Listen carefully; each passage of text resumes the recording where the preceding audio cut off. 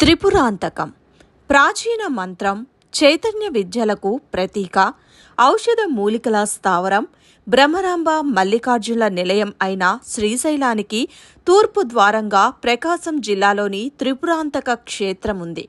శైవ శాక్తేయ క్షేత్రాల్లో అత్యంత ప్రాధాన్యం పొందిన మహిమాన్విత దివ్యక్షేత్రం త్రిపురాంతకం. స్కంద పురాణంలో శ్రీశైల ఖండంలో త్రైలోక్య పావనం తీర్థం త్రిపురాంతకముత్తమం అని చెప్పబడిన అతి ప్రాచీన క్షేత్రం. మార్కాపురానికి 40 కిలోమీటర్ల దూరంలో, గుంటూరు కర్నూలు మార్గంలో రహదారికి 2 కిలోమీటర్ల దూరంలో ఉంది.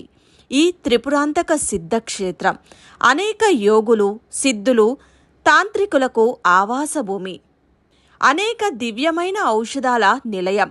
త్రిపురాంతకం నామస్మరణం ముక్తిదాయకమని పార్వతీదేవికి స్వయంగా ఆ పరమశివుడే చెప్పాడు. త్రిపురాంతక లింగాన్ని తత్పురుష లింగమని అంటారు. తారకాసురుడు పూర్వం దేవ ఋషుల్ని బాధిస్తుంటే శివకుమారుడైన కుమారస్వామి తారాసురుని మెడలోని ప్రాణలింగాన్ని ఛేదించి వాడిని సంహరించారు. ఈ యుద్ధంలో అలసిన శరవణభవుడు ఆదిశైలం అనే పేరున్న ఈ పర్వతంపై విహరించటం వలన కుమారగిరి అనే పేరు వచ్చింది. తారకాసురుని ముగ్గురి కొడుకులు తారాక్షుడు, విద్యున్మాలి, కమలాక్షుడు. వీరినే త్రిపురాసురులు అని అంటారు.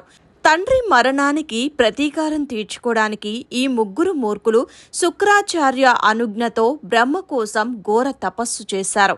ఆయన ప్రత్యక్షం కాలేదు. పంతం పెరిగి ఒంటికాలి మీద నిలిచి తీవ్ర తపస్సులు చేస్తే లోకాలు తల్లడిల్లిపోయాయి. బ్రహ్మ ప్రత్యక్షమై వరం కోరుకోమన్నాడు. ఎవరి చేతిలోనూ చావు కలగకూడదని వరం కోరుకున్నాడు. పుట్టినవాడు చావాల్సిందే కనుక ఎలా చావాలనుకున్నారో చెప్పండి అని అడిగాడు. తాము ఆకాశంలో 3 పురాలను కట్టుకుని 1000 ఏళ్లు జీవించిన తరువాత ఆ 3 పురాలు వరుసగా ఒకే చోట చేరినప్పుడు ఒకే బాణంతో ఆ త్రిపురాలను ఛేదించిన వాని చేతిలోనే తమకు మృత్యువు రావాలని కోరుకున్నాడు. సరే అన్నాడు బ్రహ్మ. తారాక్షుడు బంగారం, విద్యున్మాలి వెండితో, కమలాక్షుడు ఇనుముతో చేయబడిన పురాలను కట్టుకొని ఉంటూ దేవతలను, మునుల్ని బాధిస్తున్నాడు. వారు పరమేశ్వరుణ్ణి ప్రార్థించాడు. అప్పుడు ఆయన త్రిపురాసుల్ని చంపాలంటే అపూర్వమైన రథం, అపూర్వ బాణాలు అవసరమని చెప్పాడు.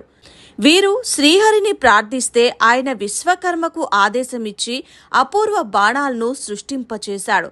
విశ్వకర్మ జగత్తు తత్వంతో రథాన్ని, వేదతత్వంతో గుర్రాలను, నాగతత్వంతో పగ్గాలను, మేరుశేఖర తత్వంతో ధనస్సుని, వాసుకి తత్వంతో వింటినారిని, సోమ, విష్ణు, వాయుతత్వాలతో బాణాలను తయారు చేసి ఇచ్చాడు. బ్రహ్మ రథసారథి అయ్యాడు. ఆ దివ్య రథాన్ని చూసి సంతసించిన శివుడు అధిరోహించి త్రిపురాసుర సంహారానికి బయలుదేరాడు. ఇంత చేసిన త్రిపురాసురుల తపోబలం వలన, యముడి నిశ్చలతత్వం వలన ఆ దివ్య రథం భూమిలోకి కుంగిపోయింది. గుర్రాలు నిలవలేకపోయాయి. ధనస్సు పనిచేయలేదు. రుద్రుడు విశ్వకర్మను పిలిచి సమర్థవంతమైన రథం నిర్మించలేకపోయినందుకు కోప్పడ్డారు. ఆయన సిగ్గుతో తలవంచుకొని వెళ్ళిపోయాడు. పరమేశ్వరుడు అంతర్ముఖునైనాడు. పరమ దేవతను ఆత్మలో ధ్యానించాడు. లీలా వినోదిని బాల త్రిపుర సుందరిగా ఆమె ఆవిర్భవించింది. శివుని ధనస్సులో ప్రవేశించింది. దీనికి ఋగ్వేదంలో ఒక మంత్రం సాక్షిగా కనిపిస్తుంది. అమ్మవారి తోడ్పాటుతో రుద్రుడు బాణం ఎక్కుపెట్టాడు. రుద్ర బాణంతో అవి ఒకేసారి ధ్వంసమయ్యాయి. దేవమునులను సంతసించారు. బాల త్రిపుర సుందరి ధనస్సు నుండి బయటకు వచ్చింది.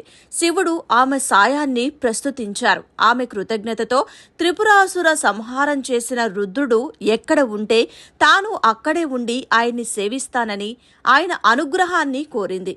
రుద్రుడు వెంటనే సమాధి స్థితిలోకి వెళ్ళాడు. ఆయన పాదాల దగ్గర ఉన్న స్థలం ద్రవించటం ప్రారంభించింది. పెద్ద గుట ఏర్పడి నీరు లోపల పొరల్లోకి ప్రవేశించింది. ఆ గుంటలోనే ఆయన వైడూర్య లింగంగా ఆవిర్భవించాడు. త్రిపురాంతకేశ్వరుడు ఆవిర్భవించిన ఈ దివ్య ప్రదేశమే కుమారగిరి.